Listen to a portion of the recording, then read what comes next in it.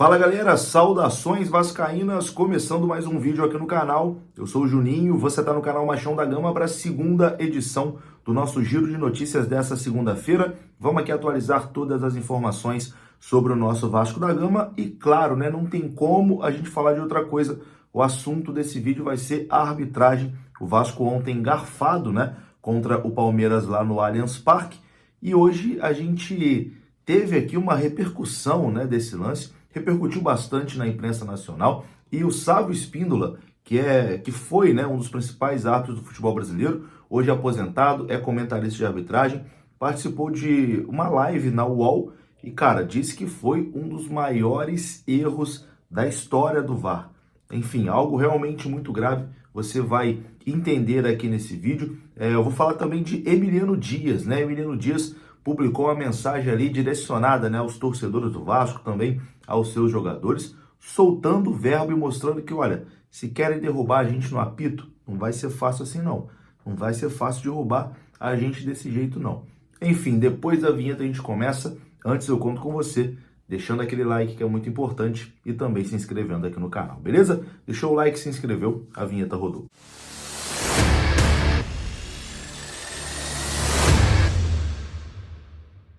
Bora lá então, meus amigos, começando mais um vídeo. Já tô de volta aqui em casa, né, nos estúdios aqui do canal Machão da Gama, depois dessa viagem para São Paulo para acompanhar de perto a partida contra o Palmeiras. Infelizmente, né, futebol tem dessas coisas, ser torcedor tem dessas coisas, né? A gente viaja, faz um esforço para estar presente, para apoiar o time, mas roubam da gente a vitória, né? Porque o que aconteceu no domingo foi isso. Roubaram da gente. A palavra tem que ser utilizada é essa mesmo. Roubaram da gente a vitória contra o Palmeiras, porque se o Vasco faz aquele 1-0, o Vasco venceria a partida, o Vasco estava bem no jogo, o Palmeiras pouco criava, né, até aquele momento, e infelizmente a arbitragem interferiu ali e tirou o gol do Vasco, tirou a vitória do Vasco, tirou 3 pontos do Vasco nessa tabela de classificação.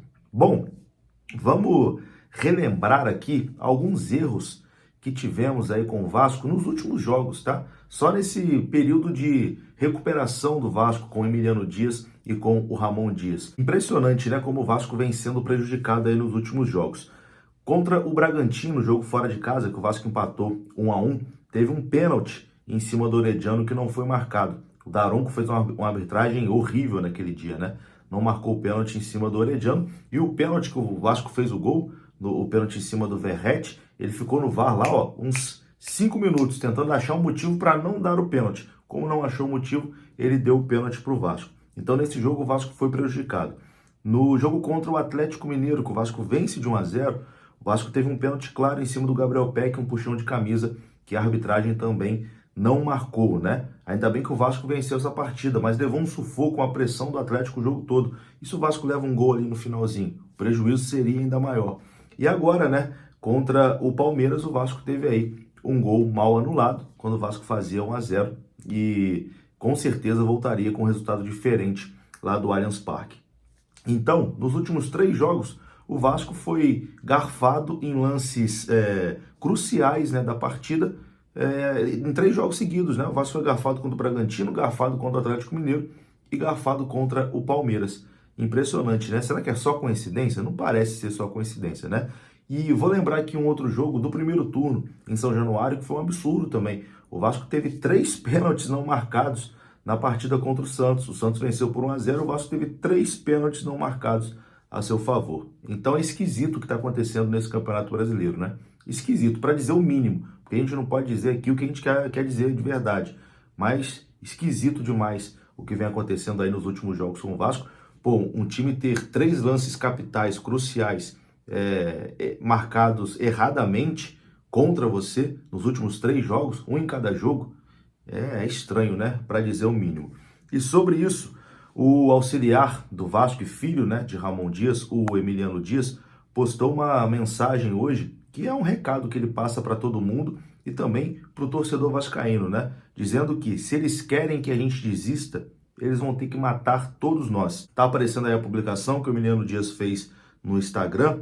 Nessa publicação ele disse que se orgulha, né, dos jogadores e garantiu também que o melhor está por vir. Eu vou ler aqui o que ele disse. Orgulho desse grupo. Se eles querem que desistamos, terão que matar todos nós. O Vasco voltou e o melhor está por vir. Escreveu ele colocando também a hashtag contra tudo. Provavelmente ele quis colocar contra tudo e contra todos, né? Mas eu acho que o espírito tem que ser realmente esse, né?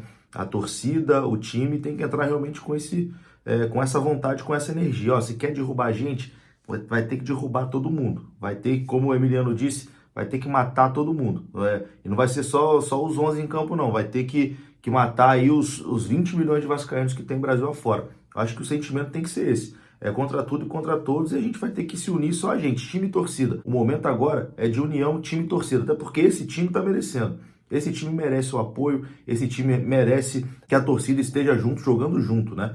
Então, o momento, depois do que aconteceu, depois que vem acontecendo nas últimas rodadas, o momento realmente tem que ser de união. Comissão técnica, time e torcida, que a gente vai sair dessa situação aí, contra tudo e contra todos, com toda certeza. Então, bacana demais também essa mensagem aí do Emiliano Dias, porque mostra como tem que ser o espírito mesmo para tirar o Vasco dessa situação. Falando mais uma vez sobre o erro de arbitragem, o Salve Espíndola deu uma entrevista, né, na UOL, onde ele é comentarista de arbitragem, e explicou tudo que aconteceu de errado nesse lance, né? Ele disse que, inclusive, isso está repercutindo em todos os fóruns de arbitragem mundo afora, porque é um erro gravíssimo do VAR, segundo ele, um dos maiores erros já visto em utilização do VAR. Um erro realmente absurdo. Confira o que disse o Salve. Lance concreto, né? Eu acho que eu vou tentar até ser um pouco simples, Rodrigo, Razan e PVC, tentar simplificar um pouco isso. O VAR só pode corrigir em impedimento quando é gol do jogador impedido ou assistência do jogador impedido, passe do jogador impedido. Em campo, o assistente não usou o delay flag, o atraso na bandeira, para ele usar da tecnologia. Não é essa a situação. Não tem como o VAR checar um impedimento depois que aquela jogada fracionada se encerrou. Encerrou a jogada do impedimento. Então, não tinha como o VAR retroagir tanto para procurar o impedimento e anular o gol para o impedimento. Não tem checagem de gol, conferência de gol no protocolo do VAR depois de tudo isso, depois do que passou. Isso é ponto. Na cabeçada do gol diretamente, indiscutível. Um passe do Vegete para o Paulinho depois do impedimento, indiscutível. Aí sim o VAR atuaria. Então, a grande polêmica nesse lance, eu acho que, assim, nos fóruns de arbitragem, a discussão é que é um grande erro de arbitragem, quase que unanimidade entre os fóruns de arbitragem, onde a gente participa com vários instrutores do mundo inteiro, da interferência do VAR em um lance como esse. Eu entendo até que a CBF, a Comissão de Arbitragem, já deveria ter se posicionado sobre esse lance. E se posicionar de forma rápida, de forma objetiva. Para mim, erro da interferência do VAR. Crasso, para mim, um dos maiores erros de arbitragem em lance com VAR. Sim, porque o VAR se prendeu a uma posição do Vegete e ficou procurando aquele impedimento e interferiu após uma revisão. O jogo ele tem que ser fracionado. Eu vi muita gente ontem comparado, o PVC, o Rodrigo vão lembrar, do gol do Equador anulado na abertura da Copa do Mundo contra o Catar, né? Onde tem o jogador do Equador em posição de impedimento e depois de muitas situações a bola quica na área, vai para um jogador, vai para o outro e depois sai o gol. E aí realmente o gol foi anulado. O gol do Equador logo na abertura da Copa com impedimento semiautomático. Qual a diferença? Em nenhum momento um jogador do Catar teve a bola, teve a posse da bola, a possibilidade de ganhar a bola quando ela estava sendo disputada. A diferença do lance de ontem é que, depois do impedimento, o Palmeiras teve duas oportunidades de ter a bola, em situações claras de domínio, em situações fáceis. Ou seja, o lance é fracionado. E também, Razan, tem que separar a situação de impedimento em falta e impedimento. Quando que você vai retroagir o lance, né? O Wilton Sampaio, que apitou ontem, participou também de um grande erro de arbitragem naquele Inglaterra e França. Uma falta muito clara no ataque da Inglaterra, onde ele não marca a falta.